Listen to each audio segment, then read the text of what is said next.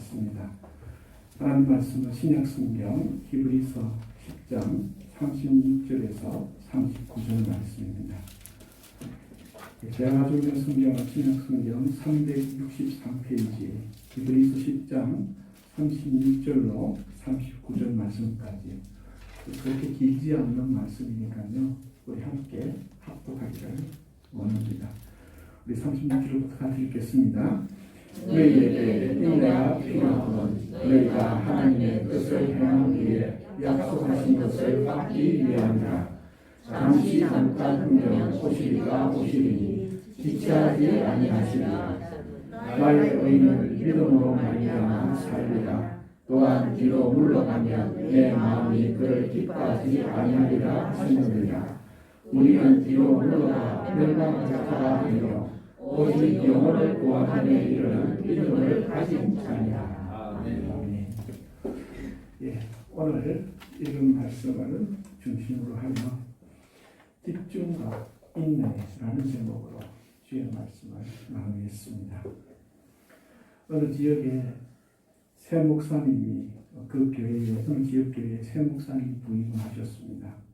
그런데 그 교회 앞에 조그마한 구멍가게가 있었는데요.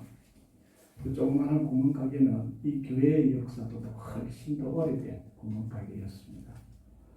그런데 이 구멍가게는 교회 앞에 있음에도 불구하고 그 집은 대대로 교회 한번 출석하지 않는 아주 영적으로 뭐라 그럴까요? 복음을 전하기 힘든 집안이었습니다. 그런데 이 교회에 새 목사님이 부임하고 몇 달이 지나자마자 그 구멍가게 주인이 자기 가게에 찾아오는 손님들마다 그 새로 오신 목사님 설교 잘한다고 소문을 내기 시작합니다. 그래서 설교 잘한다 한 번 두 번 듣다가 계속 그러니까 도대체 어떤 일인가 해서 한 사람이 물었습니다. 당신 저 교회 가봤어? 내가 알기로는 한 번도 교회에 눈뜨도 안 묻는 분이 어떻게 설교 잘하는지 아냐? 라고 물으니까 내가 알지. 설교 잘하는 줄 알지. 왜냐하면 새로 오신 목사님 부임하고 나서부터 그 교회 다니는 성도님들이 외상값을 잘 갚더라는 거예요. 그래서 참 저 교회 목사님 설교 새로 오신 목사님 설교 잘하는가 보다. 그렇게 한 농담이 있습니다. 오늘 신앙생활이라는 것이 뭘까요? 교회에 다니는 것 참 중요하고요. 예배 드리는 것 참 중요합니다. 그런데 우리가 교회를 다니고 예배를 드리고 그 다음에 성경을 읽고 기도를 하는 여러 가지 목적과 이유들이 있고 그 모든 것들이 다 옳은 것들이긴 하지만 그러나 궁극적인 면에서 우리가 놓치지 말아야 될 것은 우리가 신앙생활을 한다는 것은 그 사람의 인격과 존재가 변화되는 것이 신앙생활의 궁극적인 능력이 아닌가라는 것을 생각해 보게 됩니다. 그 사람의 생각과 삶의 기준이 교회를 다니면 바뀌게 됩니다. 하나님을 믿게 되면 그 사람의 행동과 삶이 변화되는 것입니다. 이것이 바로 하나님을 바로 믿는 필연적인 결과인 것이죠. 그 삶의 방향과 그 삶의 방향이 이 세상과 자기 자신에게서 영원한 세계인 하나님을 향하여 그 방향을 옮겨지는 것이 신앙생활의 또 다른 중요한 모습이라 생각됩니다. 우리가 여러 가지 있지만 과학적으로나 철학적으로나 또 영성학적으로나 사람에게는 크게 두 가지 에너지가 있다라고 이야기합니다. 의사들도 공감하고 있고요. 신비가들도 공감하고 있고 철학 그 다음에 또 여러 가지 양자물리학에 관계된 과학자들이 동일하게 사람에게 두 가지 큰 에너지가 있는데 하나는 머리에서 나오는 에너지와 또 하나는 심장에서 나오는 에너지다라고 이야기합니다. 이 머리의 에너지와 심장의 에너지를 지금 양자물리학과 의학계에서는 지금 이 비밀을 풀기 위해서 막대한 돈을 투자합니다. 소위 말하면 천문학계에서도 이것을 이야기하고 혹시 모르겠는 이 원심 분리기 즉 어마어마한 빛의 속도를 통해서 그 원자 입자를 찾아내는 그 모든 과정들이 사실 이 비밀을 찾아내기 위한 그런 수고와 노력들인 것이죠. 다시 말하면 머리는 생각을 만들어냅니다. 이 생각이 어마어마한 에너지입니다. 어느 누군가 100여 년 전에 사람은 하늘을 날 수 없다라는 고정관념을 깨어버리고 사람도 하늘을 날 수 있다라는 생각을 누군가 하기 시작했습니다. 물론 수백 년 전에 레오나르도 다빈치라는 사람이 헬리콥터 설계까지 해놓은 것을 보면 사람이 날고 싶은 이 욕망은 그 오래전부터 있었던 것을 알 수가 있습니다. 그런데 우리가 일반적인 한계, 일반적인 관점으로 보면 사람이 어떻게 하늘을 날 수 있겠습니까? 그러나 날 수 있다는 생각을 끊임없이 반복하고 그것을 집중하다 보니 비행기라는 것을 설계하게 되고 비행기를 통하여 이제는 우리가 지구 반대편까지도 비행기를 타고 날아갈 수 있는 세상을 살아가고 있는 것이죠. 이처럼 생각이라는 에너지는 어마어마한 에너지입니다. 생각은 눈에 보이지 않습니다. 그럼에도 그 생각의 에너지를 집중하고 하나님 주신 자연 원리를 파악하고 그 하나님이 창조 질서의 원리를 잘 조합을 하고 새롭게 재창조를 하다 보면 우리가 이 땅에 없던 비행기를 만들어 내었던 것이죠. 여러분, 하나님을 생각하십시다. 우리의 생각이 어떤 부분에서 자기의 기준을 따라서 이거는 돼, 이거는 안 돼 라고 단정이 짓는 일들이 사실은 우리 삶 속에서 우리 스스로를 제한하는 많은 장애물이 됨을 보기에 우리가 생각이라는 것을 잘 다루어야 할 것입니다. 그것을 오늘 조금 고급스럽게 과학적인 언어로 말하면 생각은 전기장을 만들어낸답니다. 다시 말하면 우리가 생각할 때에 눈에 보이지 않게 우리의 뇌를 통하여서 전기파가 형성이 됩니다. 그리고 그 전기파가 형성이 될 때에 누군가 이 말을 했을 때에 그 말에 공감을 하고 동참을 하는 것은 그 사람의 생각과 또 다른 사람의 생각이 이어져서 또 다른 전기파의 형성을 만들어 그 전기파의 에너지를 증폭시키고 강하게 만드는 것이죠. 또 하나 중요한 에너지가 바로 가슴에 있는 심장의 에너지입니다. 이 심장의 에너지는 무엇이냐? 우리가 느끼는 감정입니다. 감정.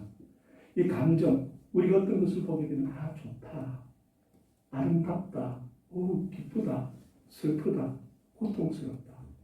또 어떨 때는 감동이 된다. 어떨 때는 거부감이 일어난다.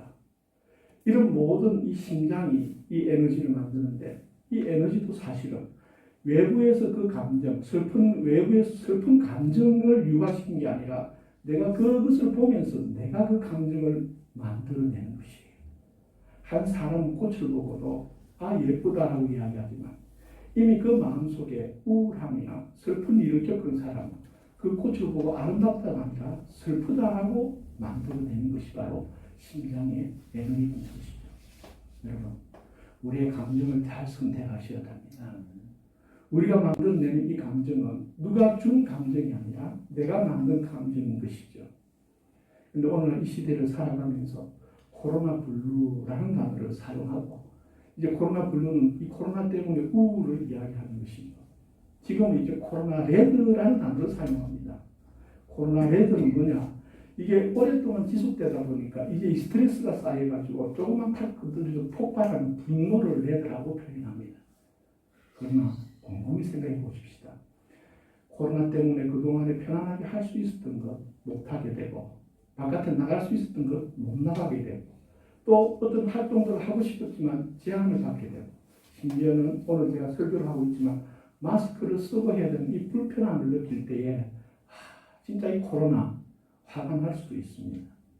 그러나 이 모든 것들 속에 단순히 일어난 이 사건과 현실과 물질 세계만 볼 것이 아니라 조금 더 깊이 들어가서 하나님께서 왜 이런 일들을 허락하셨는가를 곰곰이 가슴속으로 열어보게 될 때에 이 모든 일들과 새로운 불편함들과 새로운 제약들이 나를 올가매는 것이 아니라 또 다른 그동안에 내가 보지 못하고 느끼지 못했던 또 다른 하나님의 세계를 볼 수 있는 마음의 두드림일 수도 있다라는 것이죠. 그러면 오늘 우리가 이 생각과 가슴이라는 것을 잘 사용해야 하는데 그것은 이 생각과 가슴은 밖에 달려있는 것이 아니라 나에게 달려있는 것입니다. 내가 어떤 생각을 하느냐, 한 사건을 보고 분노를 일으킬 때 아니면 그 한 사건을 보면서 측은지심을 느끼는 것 우리의 마음입니다. 어떤 한 나쁜 광경을 보면서 그 사람을 보고 심판의 감정을 느끼든지 아니면 그 한 사람이 그 나쁜 광경을 보면서 그것이 왜 일어났을지라는 포용과 수용과 개선의 의지, 즉 사랑이 담긴 감정을 느끼는 것은 나 자신에게 달린 것이죠. 그래서 성경에서 말씀하기를 너희는 분노를 품지 말아라 라고 말합니다. 분노가 일어날 수는 있습니다. 그러나 분노의 감정을 품지는 마십시오. 품게 되면 그것은 그 사람의 문제가 아니라 나의 문제가 되어버립니다. 하나님의 뜻을 바라시길 바랍니다. 그래서 우리의 생각과 감정을 바르게 품게 될 때에 우리가 하나님 주신 놀라운 창조의 능력을 얻게 되는 것이죠. 나무를 자르면 나타나는 동심원이 나타납니다. 그 동심원의 모양이 띠를 가리켜 나이테라고 합니다. 그런데 모든 나무가 이 나이테를 가지고 있는 것은 아닙니다. 우리나라 대한민국처럼 사계절이 분명한 지역의 나무들은 봄과 여름에 열심히 자라다가 가을이 되면 성장이 둔화되고 겨울이 되면서 성장이 멈추기 때문에 1년에 하나씩 아주 정확한 확실한 나이테가 하나 만들어진다고 합니다. 그러나 계절의 변화가 거의 없는 열대 지역에 사는 나무들은 1년 내내 성장하기 때문에 이렇다 할 나이테가 만들어지지 않습니다. 다만 우기와 건기의 성장 차이에 따라 나이테와 비슷한 생장윤이라는 것이 만들어지고 하지만 이것을 나이테로 부를 수 없는 이유는 나무의 나이를 추정하는데 아무런 소용이 없기 때문입니다. 나무의 나이테의 시작과 끝이 봄이나 여름이 아니라 겨울이라는 점을 생각해 보게 됩니다. 계절의 변화 그리고 겨울이 나무의 나이를 결정짓고 성숙시킨다라는 것을 다시 한번 더 묵상해 볼 때 변화라는 것이 우리에게 기대감을 주기도 하지만 그러나 이 변화는 우리에게 불확실함과 불안함과 두려움을 느끼게도 해주는 것이죠. 기대감을 느낄 것인지 불확실함과 두려움을 느낄 것인지는 자기 자신의 선택입니다. 겨울은 밝은 이미지보다 차갑고 어두운 이미지에 우리가 익숙해져 있습니다. 겨울 하면 좋은 것보다는 고난이 먼저 떠오르고 시련이 먼저 떠오르고 고독과 인내 등을 연상을 시킵니다. 그런데 가만히 생각해 보면 우리가 사람들을 만날 때 몸은 성장하 있는데 나이를 먹지 않는 사람을 철부지다라고 이야기합니다. 즉, 이 사람은 겉으로 볼 때는 성장한 것 같으나 그 마음은 자라지 않았다라는 것이죠. 오늘 우리가 외적인 성장이 참 중요합니다. 그러나 오늘날 이 시대의 한국과 한국 교회와 한국 그리스도인들의 과제는 내적인 나이를 묻지 못했다라는 점입니다.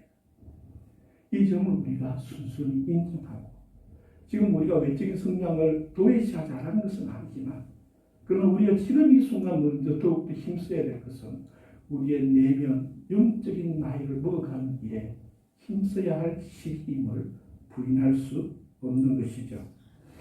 익숙하지 않은 이 변화, 코로나를 왜 주셨을까? 코로나가 왜 이렇게 끝나지 않을까? 우리 삶이 왜 이런 불편함이 계속 지속되는가?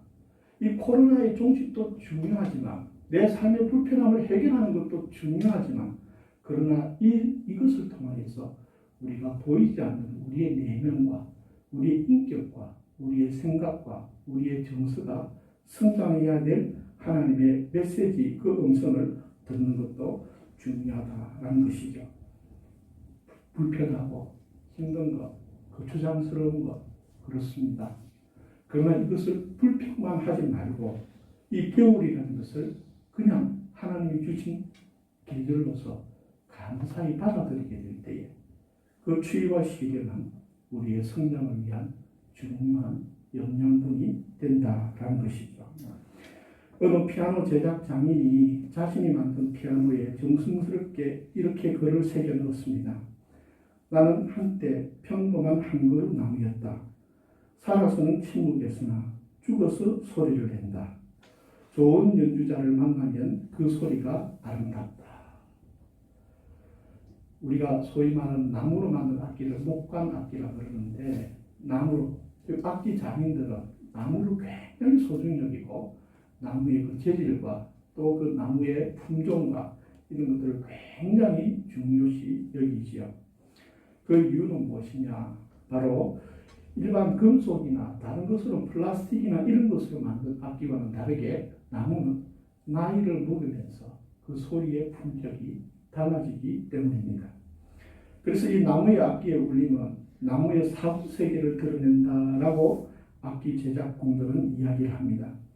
나무 악기는 나이를 먹을수록 귀에 거슬리는 고주파의 소리를 억제하고 좋은 음파를 내뿜고 성숙해지는데 이것을 소위 전문가들 말로 에이징 효과라고 말합니다. 이걸 굳이 번역하면 나이의 효과라고 합니다. 오늘 우리 그리스도인과 교회가 선교 100년이니 내가 신앙생활 50년 했느니 30년 했느니 교회의 직급이 무엇이니 물론 중요합니다만 과연 우리는 이 신앙생활을 오래 한 만큼 에이징 효과가 있는가를 돌아볼 필요가 있는 것이죠. 가을은 국화의 계절입니다. 국화향이 짙은 계절에 이제 막바지 11월도 말을 이제 마지막을 향해 달려가고 있는데 이 국화는 한 해를 마지막을 장식하는 꽃이다라고 꽃 전문가들은 이야기합니다. 어느 시인은 국화를 5가지의 아름다움을 지니고 있다라고 말했습니다. 둥근 꽃송이가 위를 향해 피어 있으니 하늘의 뜻을 두고 순수한 밝은 황색은 땅을 뜻하며 봄에 일찍 싹이 돋아나서 가을 늦게 꽃을 피우니 군자의 덕을 지녔으며 창서리 속에서도 꽃을 피우니 기상이 서려 있고 찹잔이 떠 있으니 신선의 음식이다.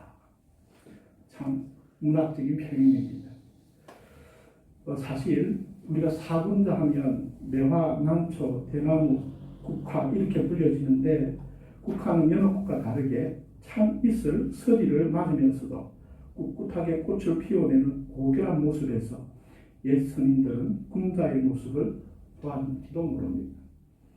저는 이 한국이나 동양의 글들을 쭉 공부하면서 이 군자라는 단어가 동양에서는 자주 사용이 되는데요. 가만히 이제 읽어보면서 지금 이 군자라는 단어는 기독교가 들어오기 전에는 군자였고요. 기독교가 들어온 입장에서 가만히 읽어보면 이 군자라는 표현은 그리스도인이라는 표현과 동일함을 느끼게 됩니다. 눈 속에 피는 꽃이라고 하여서 설중매라고 불리는 봄에 제일 먼저 피는 이 꽃의 우두머리, 화계, 매화는 매화와 같이 이런 모든 것들 눈에서 꽃이 시작하여 국화의 찬서리를 만든 이 차가움, 이 속에 놀라운 신비가 있습니다. 가장 먼저 피는 꽃은 눈 속에서 피는 꽃이고 가장 마지막에 피는 꽃도 찬서리로 마지막을 피운다. 사실 우리는 이 계절을 표현할 때에 겨울이라는 단어를 그렇게 좋아하지 않았습니다. 그럼에도 하나님께서 이 자연의 섭리를 통하여서 이 겨울이라는 것을 우리에게 각인시키고 있습니다. 그렇습니다. 우리에게 고난이라는 것은 반갑지 않습니다. 시련이라는 것, 내 뜻대로 되지 않은 예상할 수 없은 불편함, 고통스러움, 어려움, 힘든 이 모든 것들 다 싫습니다. 그러나 가만히 생각해 보면 그것은 육신적으로 싫은 것이지 우리의 인격을 성숙시키고 삶을 성숙시키고 내 영혼을 맡기는 데에는 그것 또한 우리에게 중요한 영양소임을 깨닫게 됩니다. 여기서 재미난 것은 무엇이냐? 꽃은 눈꽃 속에서만 피지도 않고 찬서리 속에서만 피지도 않는다라는 것입니다. 다시 말하면 매화로 시작하여 국화를 마칠 때까지 겨울을 시작하여 겨울을 마치기 넘어서 이 모든 기간 속에 많은 꽃들이 그 사이에 피고 진다라는 것입니다. 가만히 생각해 보면 사람의 인생도 꽃 피는 것처럼 각각의 그 인생이 꽃 피는 시기가 다름을 발견하게 됩니다. 일찍 이 자리를 잡은 사람과 성공하는 사람들이 있습니다. 어떤 사람 몇 번의 고난을 이겨서 뒤늦게 그 꿈을 이루는 사람도 있습니다. 또한 한평생 무탈하게 평범하게 살다가 가는 사람이 있는가 하면 또 생각하지 못한 일들 속에 노년의 그 꽃을 활짝 피우는 사람들도 있습니다. 즉 꽃들도 봄에 피는 꽃이 있고 늦봄에 피는 꽃이 있고 초여름에 피는 꽃이 있고 늦가을에 꽃을 피우는 꽃이 있다라는 것이죠. 조선 중기 유학자 율곡 이 선생님은 인생사의 3대 불행을 이렇게 말했습니다. 인생사의 3개의 불행이 있는데 첫 번째가 뭐냐면 소년빈관입니다. 즉 다시 말하면 아주 어린 나이에 과거의 겁제에서 출세를 한 것이 이게 불행이다라고 이야기했습니다. 두 번째는 중년 상처입니다. 아이들이 한참 성장하고 자랄 때에 자기의 배우자 한쪽을 잃어버리는 것이 중요한 고통이다라고 이야기합니다. 마지막으로 세 번째로 이야기할 때에 노년 빈곤이라고 이야기합니다. 나이 들어 가난한 것. 이것이 인생의 가장 고통스러운 3대 고통이다라는 것이죠. 여러분, 제가 이렇게 영적인 것을 중요하고 강조 여긴다고 하여 물질이 필요 없다고 말씀드리는 건 아닙니다. 여기에 계신 모든 분들이 노년에 부함의 축복이 있기를 주님의 이름으로 축복합니다. 그럼에도 우리가 노년에 부함만을 목적으로 살아간다면 그것은 영혼이 없는 껍데기 인생을 사는 것입니다.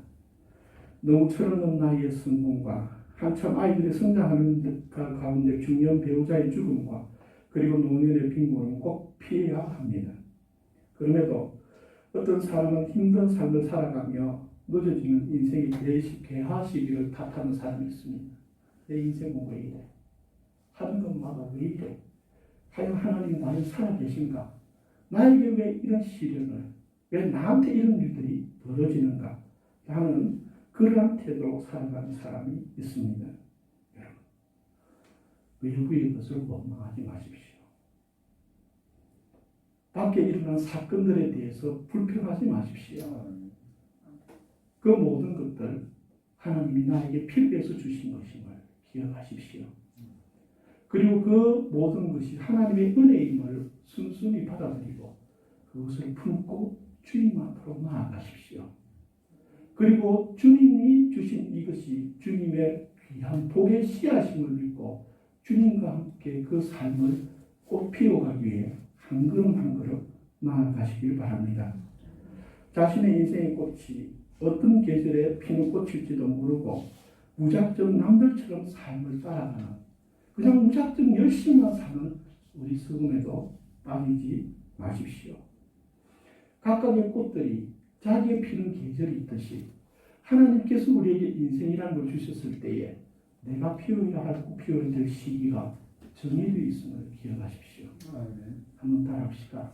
하나님께서는 반드시 내 인생에 꽃을 피워주실 것이다.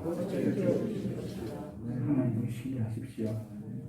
이 땅에 태어난 모든 것이 비록 아주 심각한 지적 장애를 앓던 큰 사고로 심각한 신체 장애를 앓고 있던 모든 사람들 그 속에 하나님의 심겨진 꽃이 들어있습니다. 그 영혼의 꽃을 발견하시기 바랍니다. 꽃을 피우는 것은 그 식물이나 그 나무가 피우는 것이 아니라 그 식물과 그 나무가 온전히 주님의 품 안에서 주님의 섭리를 따를 때에 하나님이 꽃을 피워주시는 것입니다.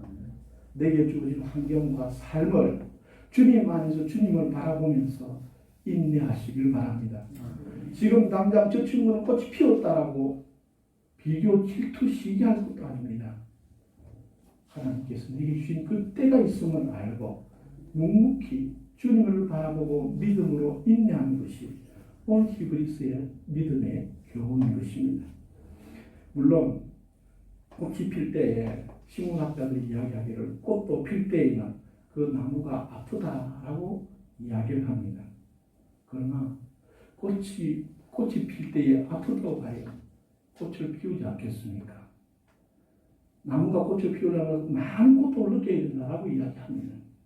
모든 에너지가 거기에 집중되어야 하고 모든 것들이 거기에 초점이 맞춰져야 하기에 그 주변에 잎사귀나 줄기나 이런 모든 것들이 고통스럽고 힘든 과정을 거쳐야 된다라고 이야기합니다. 그러나 고통을 바르게 겪고 주님의 품 안에서 주님을 따라가게 되면 아름다운 꽃으로 돌아오게 된다는 것입니다. 꽃은 꼭 필 것입니다. 늦더라도 필 것입니다. 다만 지금 내가 그 꽃을 피우지 못했다는 것은 아직 나의 계절이 오지 않았기 때문입니다. 성녀이자 작가인 대한불교 조계종 야마사 주지이신 현진 스님은 이렇게 이야기했어요. 참 멋진 말입니다. 꽃이 세상을 아름답게 하는 건 그 때를 달리하여 피기 때문이다.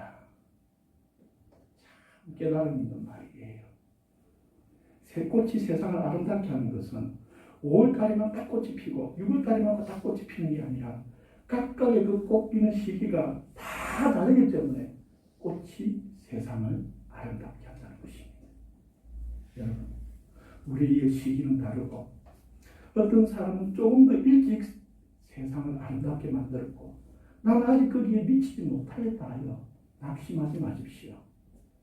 반드시 내 때가 되면 내가 이 세상을 아름답게 할 때가 있음을 믿으시길 바랍니다.